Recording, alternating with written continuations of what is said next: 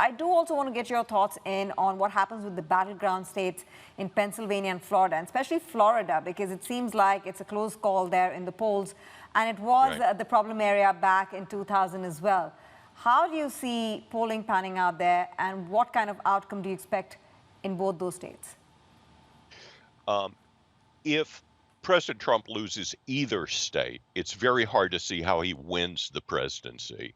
Florida is absolutely crucial, and though it's close, I think that the president's team feel like they have a better shot at winning it than the polls are saying. Uh, the state is kind of divided into three parts. Oddly enough, the northern part of the state, which is close to the southern states of Alabama and Georgia, actually votes more like a southern state. It's the South, the very far South, which is where northern people from New Jersey and New York and Connecticut retire, and has a lot of Hispanic residents that votes more liberally. So the contest is really in the middle of the state, Orlando and Tampa, and that's where it was in Tampa today that both Biden and Trump were competing for those votes. There's also a huge gender gap.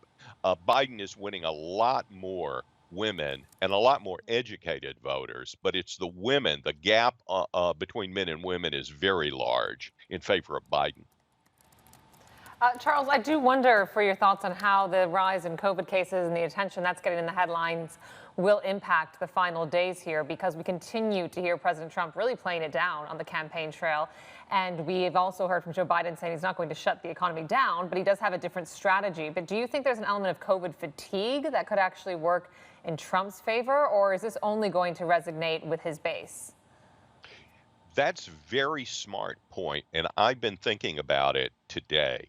Um, First of all, a number of the newscasts, especially those that are in general not in favor of Trump, and our journalism has been much more sort of partisan than it used to be. They played up the COVID numbers today rather than the huge and unprecedented spike in GDP. So it's getting a lot of play. And people know about it because it's forcing people to stay home. But I actually think that you see all over Europe, people are rioting rather than stay home.